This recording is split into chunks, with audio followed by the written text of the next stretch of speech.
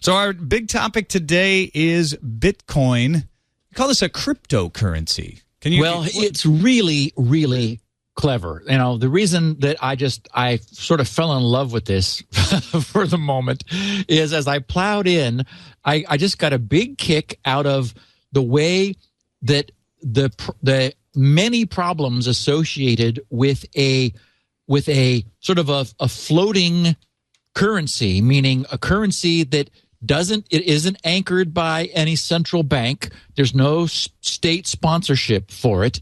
It's a real thing. Anyone who's interested, and I would encourage our listeners, if this podcast and what they hear about it makes them curious, go check it out. You just put Bitcoin into Google and you'll start seeing pages of stuff. About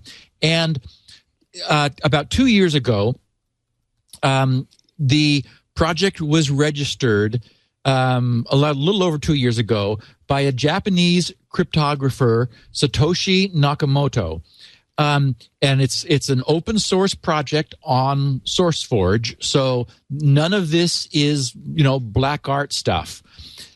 The goal is to really to offer it an honest to God, non-hobby level, but industrial strength, internet-based, peer-to-peer currency where real value can be exchanged between two parties without any intermediary being involved. And that's one of the trickiest things because you've got all kinds of problems. First of all, where does the currency come from?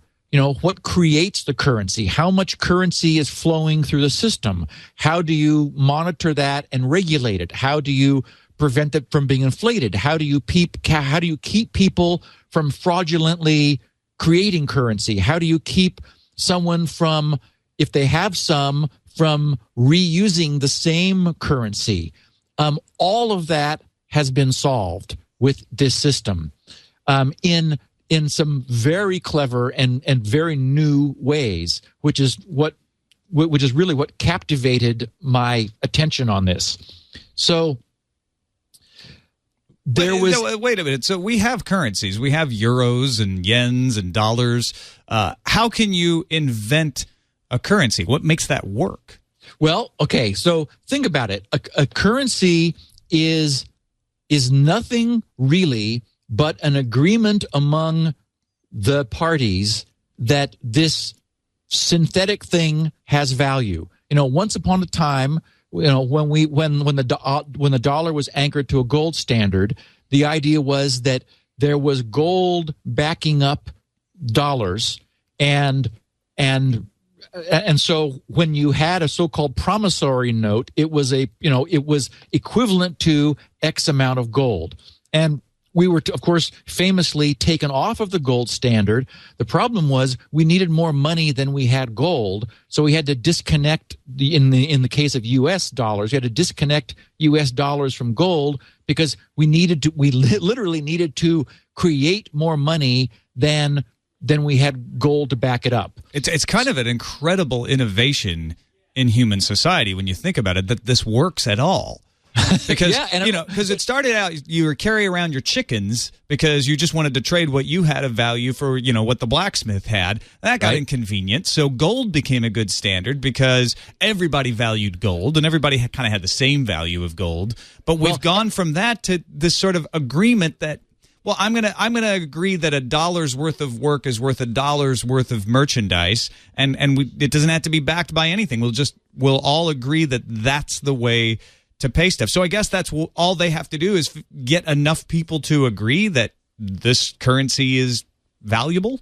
Correct. Well, and notice also that we chose gold because it was scarce. We didn't use water, for example. Right. Because you just go over to a stream and dip your bucket in, and now, and the problem is, of course, anybody could go do that. So there's a famous scene in one of the Douglas Adams novels where they decide leaves will be their currency. And it has the same problem. Well, of course, money grows on trees, right? So exactly. Yeah. And so we chose gold because it was scarce, And famously in the days of individual gold miners, they'd go out and try to find it because they were creating more currency to put into the system at a controlled rate. And initially, when there was lots of gold around, we were digging it up and turning it into bars and coins and so forth. And over time, it became increasingly difficult for us to find more gold. So it became increasingly scarce, and its value has increased. So, and in some ways, a virtual we have a virtual currency with the dollar and the euro and all of these, and in some ways, that is a little more fair because someone can't just go out and find a bunch of money, well, unless they're robbing a bank, I guess. But you can't just go digging in the hills and luck into a bunch of money. It has to be earned in some manner. Right. So what has been created with Bitcoin has all of these attributes. There is this concept of bitcoins, the currency in the same way that the abbreviation for US dollars is USD and euros is EUR. Bitcoin's abbreviation is BTC, Bitcoin, BTC. And this network of computers exists now on the internet, peer-to-peer. You can go to bitcoin.org and download a program for Windows, Mac, and Linux, which is open source, and install it on your computer and tell it to start generating bitcoins. That is, literally start making money. So you are making money out of nothing. Well, just by being a member. I mean, how does this sounds like some sort of BitTorrent situation? I know it sounds wacky, but yeah. So you are making money. The way you make money is by processing transactions within the Bitcoin system. So, and this is complicated, but unfortunately it needs to be complicated in order to be robustly secure, which it really is. There is in the FAQ at bitcoin.org in the FAQ, there's a link to the original PDF that Satoshi wrote that describes in greater detail how this works. But the idea is that you want a transaction trail of every single transaction between two parties that has ever occurred. And they're occurring all the time. Now, this is not just this currency is virtual, but it has been anchored now to real currencies. There are websites that will trade real currencies for bitcoins. They at this point in time, about 2 years after it was launched, the current currency trade of US dollars for bitcoins is about 1-to-1. I think it's like 93 cents for a bitcoin. And there are organizations which accept bitcoin payments. The EFF, the Electronic Frontier Foundation, accepts donations in Bitcoin currency. There are programmers who will work and accept payment in Bitcoins. There's I think it's called a trade link at bitcoin.org that shows a page of lists of all the currency exchanges that exist now, and then a growing number of organizations and companies that will accept Bitcoin currency as real. So I know this still sounds okay. Let's back up a little bit here. If I can just create by running the program money, aren't we running into the leaves and water problem where we just get runaway inflation and the currency is valueless? So yes, except that it's all controlled.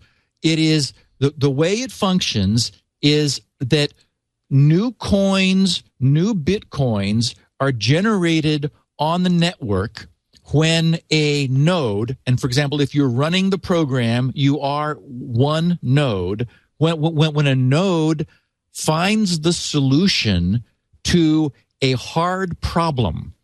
Now, this is really very clever the way this works, because it prevents people from being able to create currency at will.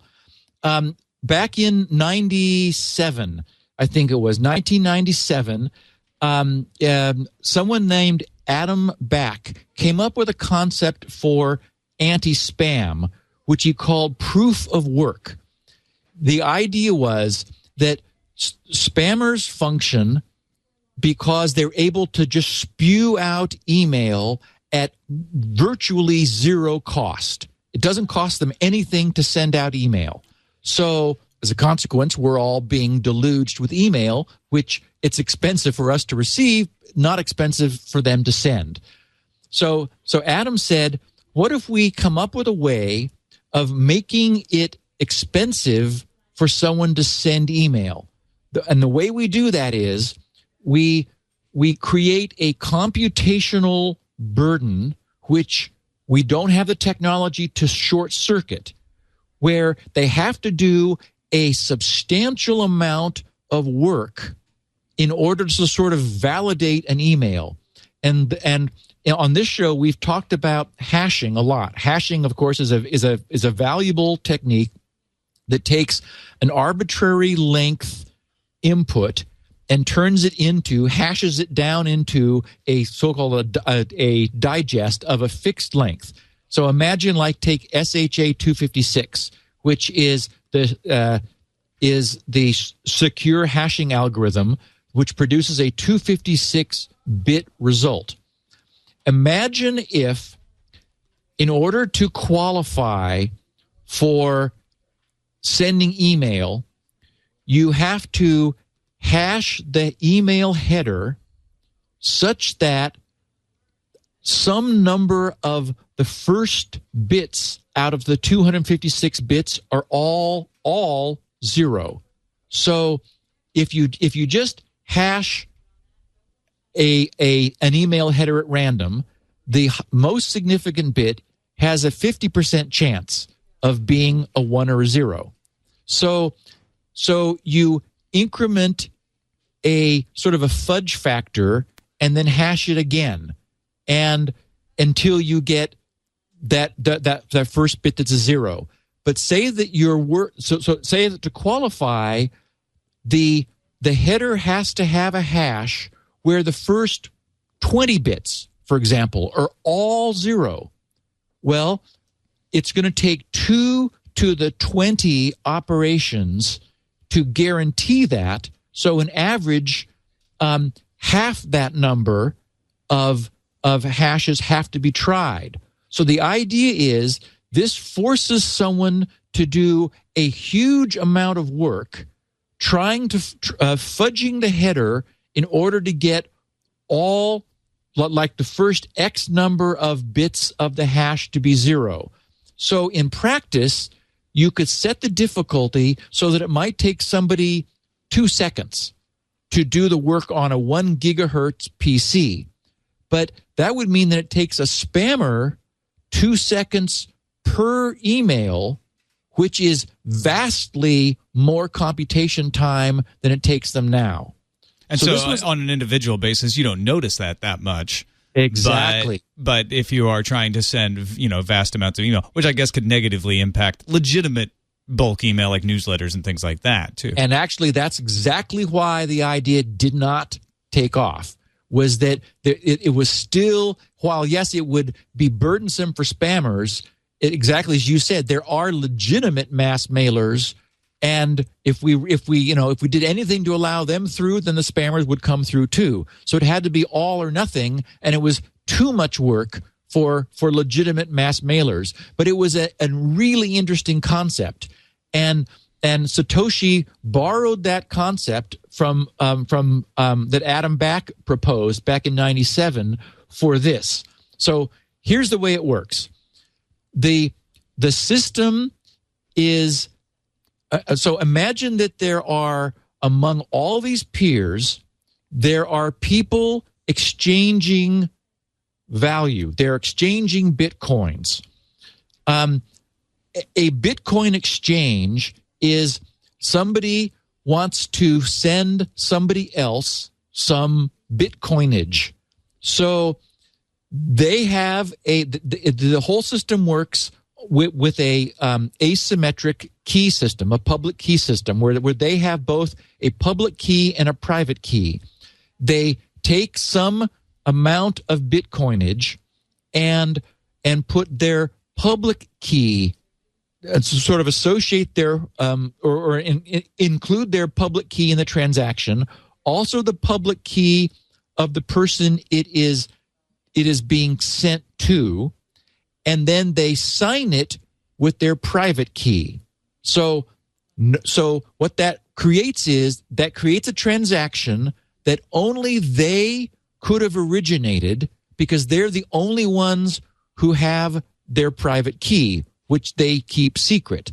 That transaction is broadcast into this peer-to-peer network to all the nodes in the network, and everyone's transactions are broadcast.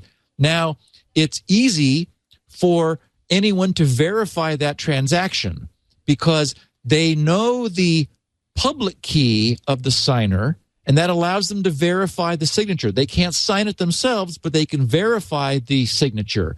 So that allows them to verify the transaction. Now what we have to do is we need to prevent that the person who's just depleted their Bitcoinage by giving some away from giving the same Bitcoins away again. So that's clearly one of the hard things to solve about this. So the way we do this is, every so often, all of the transactions which have occurred since there's sort of a problem of chicken and egg here, because I have to explain multiple things at once for this thing to hang together. There's this notion of blocks. A block is a collection of transactions which have been sort of adopted by the network. The block, which is this collection of transactions, is the thing which work is done to create. In the same way that I was talking about work being done to create this special hash for email headers, the work being done to create this block is what all the nodes on the network are busy doing. So all the nodes receive transactions, and a block is chained to all the previous blocks by taking the hash of the previous block as part of the next block, which means that essentially you have a forward moving chain of blocks which are linked by the hash of the previous block. There is a genesis, what's called the genesis block, which was created on January 3rd of 2009. So just a little over 2 years ago, when the system began, there was an anchor block, which is embedded into the all of these nodes into the code in the nodes. When someone downloads the program and turns it on, they go to an IRC chat room. That is, the code autonomously goes to an IRC chat room, joins the room, and that's how it learns about all the other nodes, or many of the other nodes on the network. It then interconnects to them and receives the entire history of all previous blocks. That is, this blockchain anchored by the Genesis block all the way to the most recent block that anyone has created. So, and in That sounds like it could become computationally extensive over time, though, right? Yes, except that there's another clever thing that it turns out there's a way to compress these so that once the blocks are old enough and no one cares about the individual transaction details, then you no longer really need to care about them. The idea is you need the transaction details long enough to make sure that nobody so that the transaction details are available in the network so that no one is able to reissue the same bitcoins again. But at some point, then it becomes impossible for them to because the blocks become old enough, and you do not need to. It turns out you're able to compress these blocks and make them a lot smaller. So, and I think the growth rate is estimated at something like 4.2 megabytes per year would be the maximum amount of storage that this architecture requires. So it ends up really not being very much over time. So what happens is there's this sort of chain of blocks. Now, all the nodes in the network are competing with each other to create the next block. And it's the node which wins, the node which first does the amount of work required to essentially create the next block that earns 50 bitcoins. And so and this all sort of scales in the right way. I'll explain in a second. So all of the nodes are cranking away. They are taking all the transactions which have not yet been encased in a block, and they hash all of that along with the hash of the previous block, which that anchors them together and means that you're not able to create a block that isn't linked to the prior one. Hash it all together. And then there's a certain amount of difficulty, which is of finding a block that functions by exactly as we were talking, having a hash with some number of zeros from the left end going down. And at the moment, I think that number is 12 at this point in time. So all the nodes are tweaking a little fudge factor in the hash, trying to build a block which has 12 zeros at the leading part of this 256-bit SHA-256 hash. As soon as a node finds it, it declares success, broadcasts that to the network. Remember that while it's extremely difficult to find the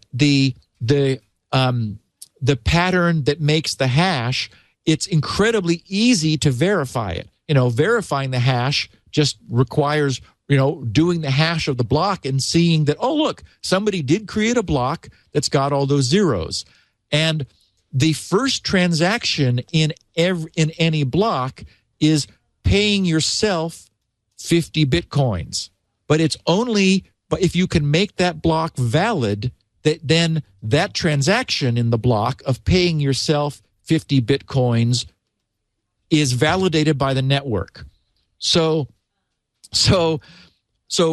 We've actually had 2 blocks created since we started explaining what blocks are, by the way, for a little estimate of how there are people out there using this. Yes. In fact, there's a site called, I think it's Block Track. Block Explorer is the one that I'm at. That's the one. That's where I'm keeping track of this. Yep. Block Explorer allows you, it's a website that is participating in this peer-to-peer network, which allows you to go look at the history of all the blocks that have been created so far. Now, is this a worry that all of your finances are now going to be in public? Can people look at this and figure out how much money you're spending and who you're giving it to? Well, that's one of the other beauties, is that the the only thing which is known, this is a completely anonymous currency system. Like more anonymous than anything else. The only thing that is known is your public key.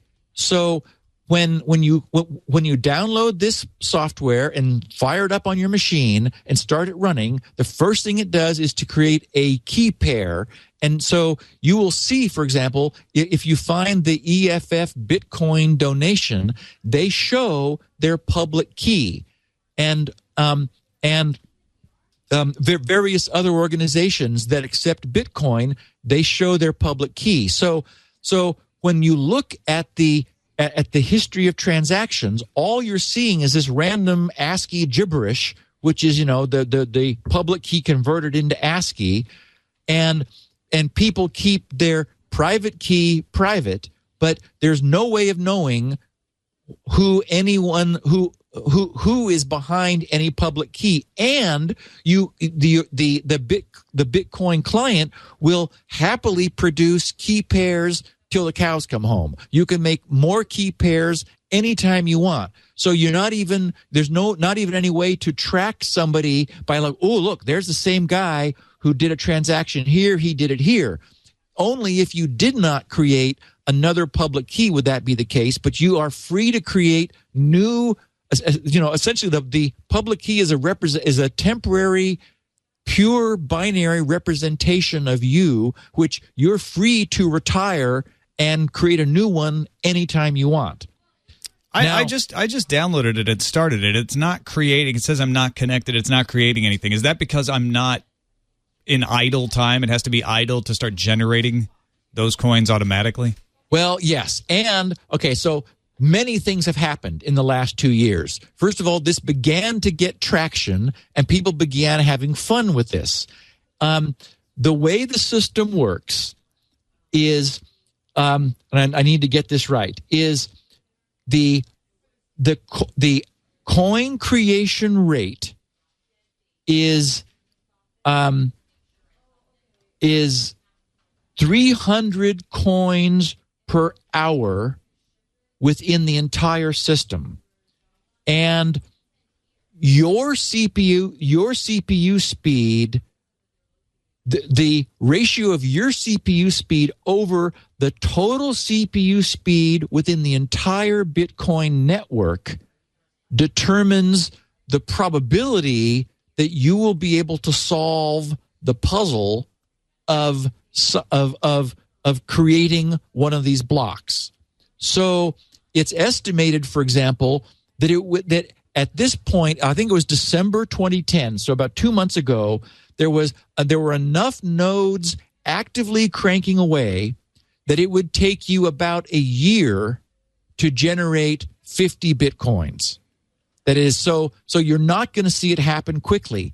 Now, what happened is, as these things started getting valuable, started becoming worth something, where you can actually trade if you happen to get lucky and your node solved the most recent block that everybody was working on before anybody else, you'd get 50 Bitcoins. Today, there is an exchange that will transfer that in US dollars, for example, into your PayPal account. So you actually can make money. Now, you can imagine then that people said, wait a minute, this seems like a good idea.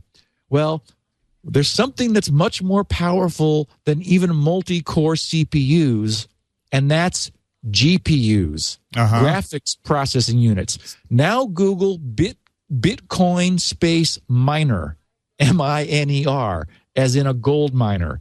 What's happened is that there are people on the net that have built Bitcoin creating boxes with as many graphics processing units as they can get, with fans cooling them. They're overclocked. They're pouring Freon over them.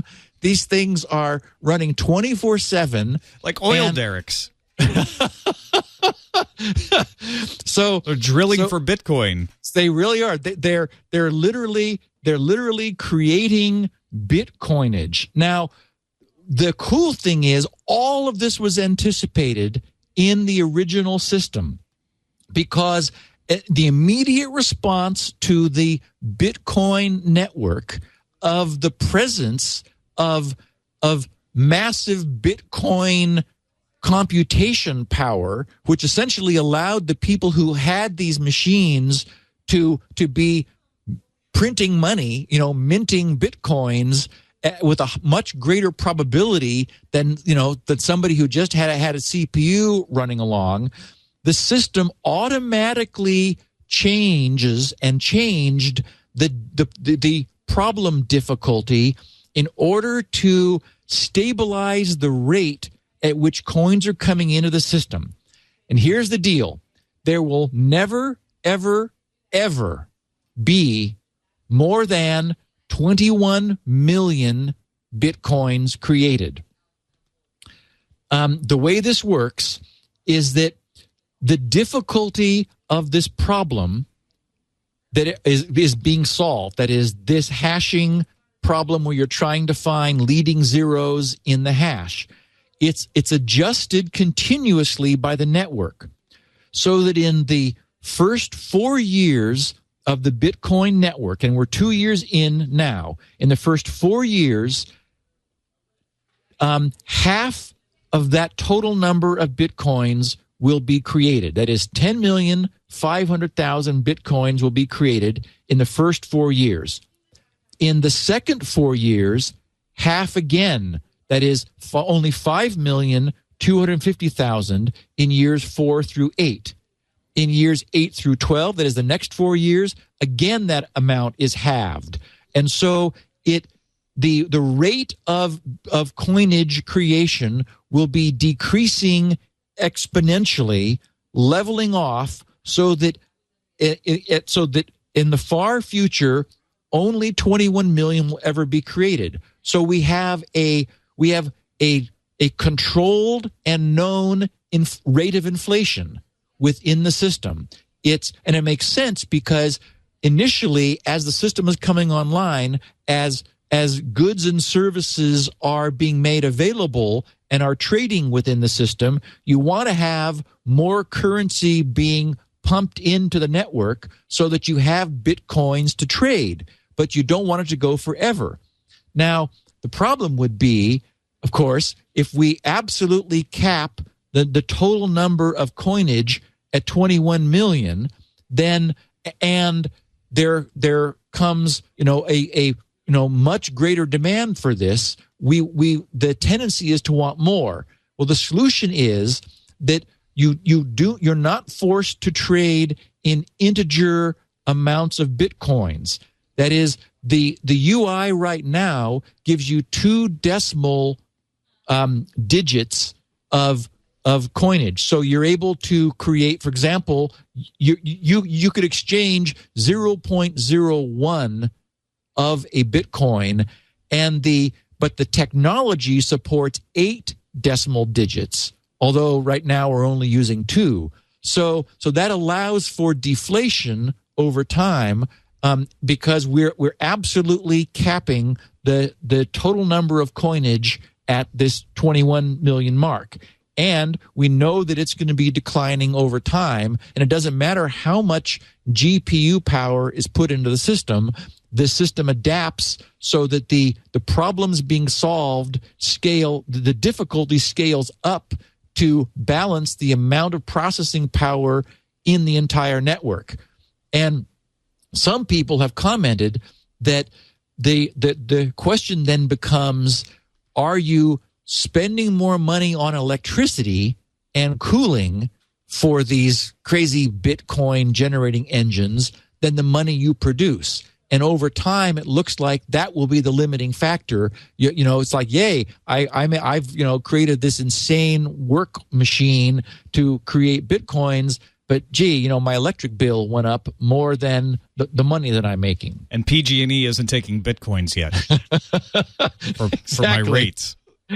So if there's also a cool site that I got a kick out of called the Bitcoin Faucet. The Bitcoin Faucet. I was just trying to use that. The rate limit has been exceeded. I think everybody's going to get their. Explain what it is, though. It's just a fun way that somebody can get some free Bitcoins. People who have them can donate them to the site, and the guy thanks you very much. And as long as he's got enough supply, he'll give you some Bitcoins. At the moment, when I looked before the podcast, he was giving 0.05 Bitcoins per visitor. When his balance of available Bitcoins that he's able to distribute for free is high enough, he increases that. But if he falls below a certain mark, he decreases it in order to conserve his supply. There's an online buyer and seller escrow service so that two people are able to agree that they're each happy with the exchange of whatever it is they exchange, for example, in the real world, in order to allow a Bitcoin transaction to occur. There are a number of online exchanges where you're able to buy and sell Bitcoins. There's online charts where you can look at the rate at which Bitcoins are being bought and sold and their relative currencies. This is available in a huge number of currencies and a whole bunch of languages. And essentially it is extremely cool crypto, which, this has been pounded on and looked at, and it looks to me like the guy has solved the problems and has created a virtual currency that floats all by itself, that is completely private, that obviously you need somebody who's going to agree with you that you want to, exchange this coinage, but this thing exists and it's taking off. And I wanted our listeners to know about it. Oh, yeah. It's just very cool. Really fascinating stuff. I've been playing with it while we've been talking, too. I have no balance, though, and I can't. The faucet is off right now, but at least I'm connected finally. So I hope so it did. You did find your network. Yeah, it finally found the network. I have no connections yet, though. But it is connected. One of the things they recommend, if our listeners want to play with this, is you will get much better connectivity if you do port forwarding of port 8333 from through your router, which typically most people have, or your firewall, to the application. Okay. That way, other nodes that are informed about you are able to make incoming connections to you, and it's not just you making outgoing connections to them, and that'll allow you to participate in the network. But I would encourage our listeners to poke around as you have been, Tom. There are pictures of these people's GPU boxes that they've made with all these fans all over them, and discussions about the giga hashes per second in the network. I'm trying to think. I made some notes about it somewhere about the average rate of block creation. 186 gigahashes per second is the total network hashing strength. That is, there are 186 billion hash operations being performed within the entire network, trying to solve the problem of the next block creation. The one who does gets 50 Bitcoins. Oh, and that number also decreases over time, so that it's for the first 210,000 blocks, the value is 50 Bitcoins per block, that if your computer solves the puzzle before somebody else's. Then for the next 210 blocks, that's cut in half to 25 Bitcoins. Then for the next 210,000 blocks to 12.5 Bitcoins and to 6.25 Bitcoins and so forth on down. So this whole system is designed to scale correctly and basically create a secure, stable currency with real world value, which it has now. You can buy and sell Bitcoins. If you wanted to, you could take $100 and go buy some Bitcoins, and their electronic currency. You could then send those anonymously to someone else, and they could cash them in to their own currency or back into dollars or whatever they wanted. I mean, this exists now, and it looks like it's like bulletproof. And the PDF explains they've really thought through what bad guys can do. The only attack which is known on the system would involve somebody with massive computational power spoofing the chain, because it's this chain of blocks which provides the integrity for the system. But the longer the chain gets and the more good nodes there are, the more impossible it becomes for anyone with massive computational power to spoof the chain. So the other thing that has happened is there's this notion of pooling. Individuals have become a little disenchanted with the fact that, they've got their quad-core i7 cranking away 24/7. They haven't made any money yet. They like the idea of printing money. The fact is, over time, this is not going to be feasible. That is, the way to get rich is not to print money. It's like gold miners, like during the gold rush. You ran out and you hope to go strike it rich and find a vein of gold and make money. Over time, that just became less and less feasible because the ground had been picked over and there just wasn't gold to be found. Similarly, ultimately, this will be, it's when the coinage enters the currency and begins to flow, people will be using it as a store of value.